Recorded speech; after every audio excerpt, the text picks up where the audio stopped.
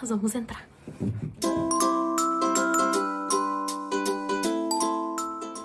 É isso aí, galera. Estamos de volta aqui com o nosso Manhã 98 e vamos então para a nossa entrevista com a doutora Larissa Ellen, dentista formada há 10 anos, especialista em ortodontia aparelho, pós-graduada em harmonização facial, pós-graduada em aleitamento materno pela Albert Einstein e também sócia e proprietária da clínica IEL aqui em Confidentes. Tudo bem, doutora Larissa? Como é que você tá? Bom dia. Tudo bem, Maria? Tudo bem, ouvintes? Bom dia. Eu quero agradecer o convite. Estou muito feliz de estar aqui hoje, nessa manhã de terça-feira, para a gente poder falar um pouquinho sobre alimentação, sobre saúde bucal.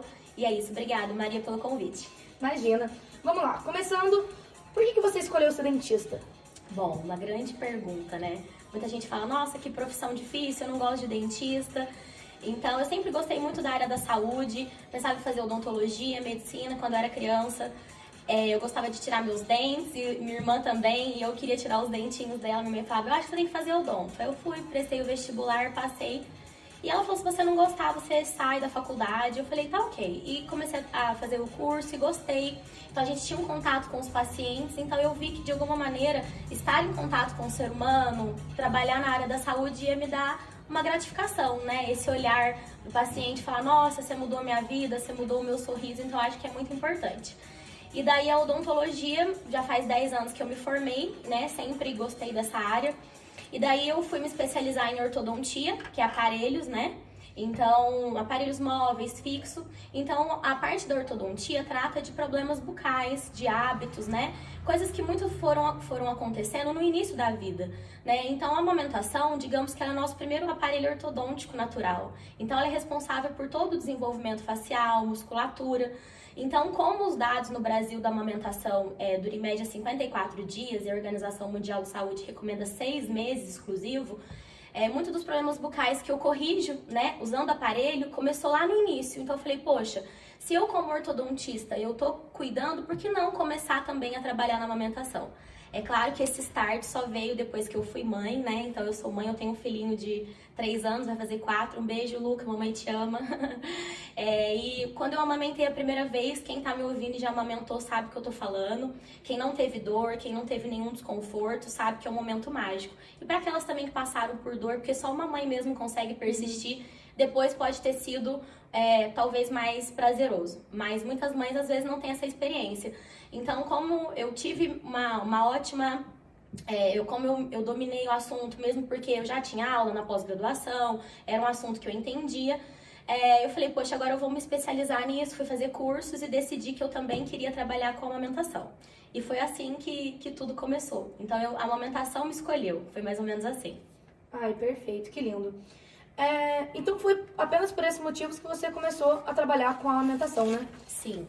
Ai, que bacana. Porque, sinceramente, eu não consigo entender... Eu não sabia, na verdade, que um dentista poderia trabalhar também com essa área de amamentação, porque eu não sabia que tinha uma conexão. Todo mundo fala essa coisa, mas é muito interessante.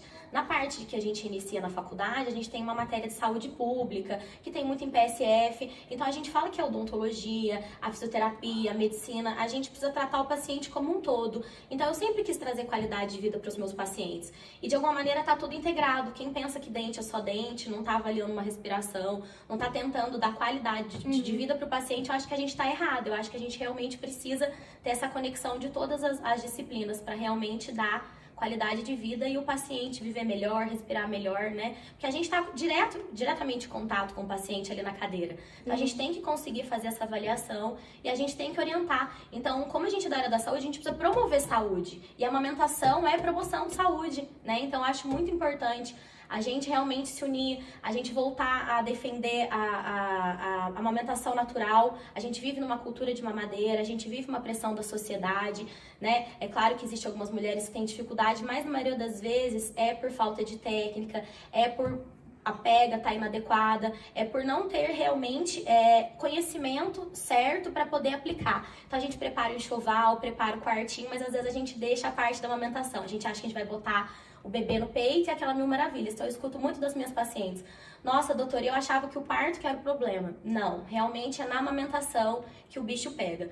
Então, um convite para todas as mamães que estão ouvindo, né, para ir se estudar, para procurar consultoras ou bancos de leite, quem não tiver condição de pagar uma consultoria, se preparar mesmo na época da gestação, né? O quanto antes mesmo para se preparar e saber o que tá fazendo, não machucar, não ferir, porque muita gente acha que tem que doer e fala: olha, amarra isso, morde isso, que vai sangrar, passa a bucha. Não, gente, não tem que doer. Se tá doendo, tem alguma coisa errada, tá bom?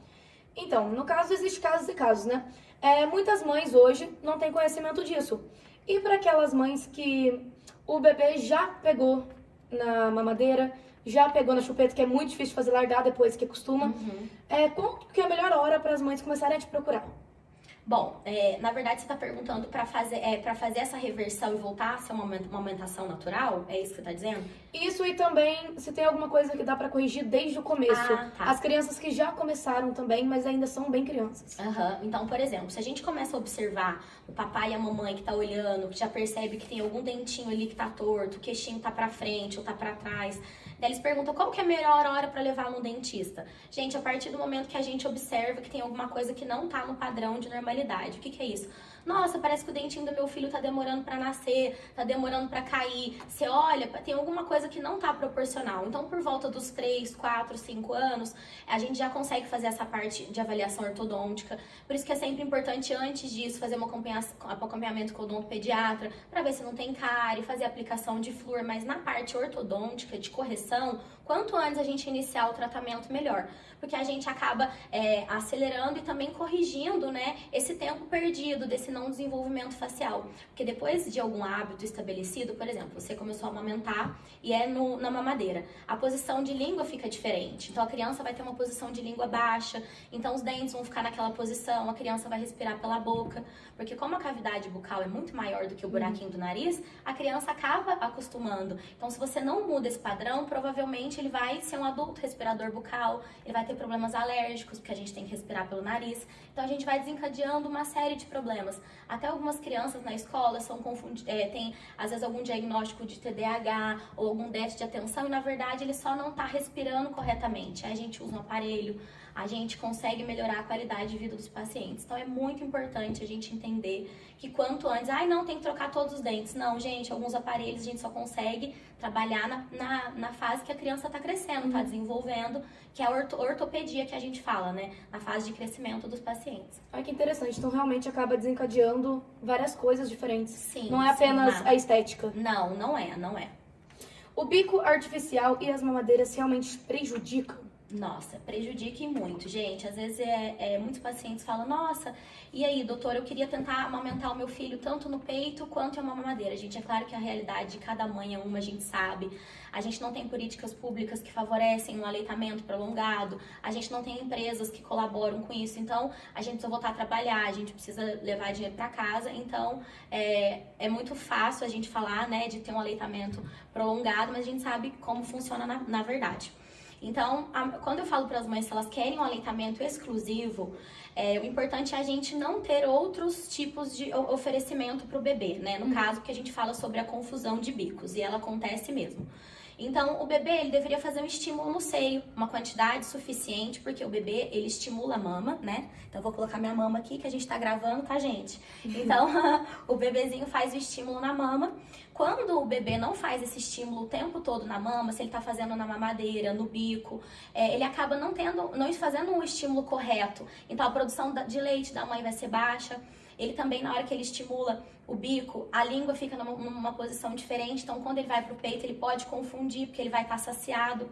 O bebê, gente, 85% da produção de leite, ele acontece na hora da mamada. Então, o peito, ele não estoca. Ele produz mesmo, né? Uma fábrica. Então, se esse estímulo não acontece, se a criança não faz a pega correta, se ela não tá indo pro peito toda hora, a produção de leite vai ser baixa. Aí vai chegar no pediatra, não vai ganhar peso, a mamãe vai ficar nervosa, vai achar que o leite dela é fraco, isso não existe.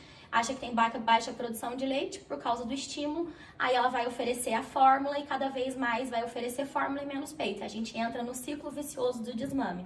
Então, por isso que é tão importante as mamães que querem amamentar exclusivo, só dar TT e fazer todo esse estímulo, né, no peito. E também tem o bico artificial, que muitas mães às vezes falam, eu não tenho bico, o meu bico é pequeno, o meu bico é pra dentro. Gente, o bico do peito, ele não é importante pra gente, porque conforme ele entra na cavidade bucal, ele aumenta em 3 vezes de tamanho. Então, não é o bico que vai ser o lugar da pega. O bebê, ele vai abocanhar toda a auréola, ele não vai pegar no bico. Então, o bico fica lá no céu da boca, sem ter atrito, gotejando. Então, é a língua que vem passando pelo lábio inferior e ela ordenha. Então, é a língua que faz essa extração na mama. Entendi. Né? Então, o bico não pode ter agressão, não pode ter dor. Se tiver dor, tem alguma coisa errada. Então, é muito importante a gente entender isso e passar esse conhecimento. Gente, não dói, a amamentação não dói. Se doer, procura ajuda que tem alguma coisa errada, tá bom? Perfeito. E para as mamães que estão nos ouvindo, você tem alguma dica de ouro, assim, que você pode falar? É isso.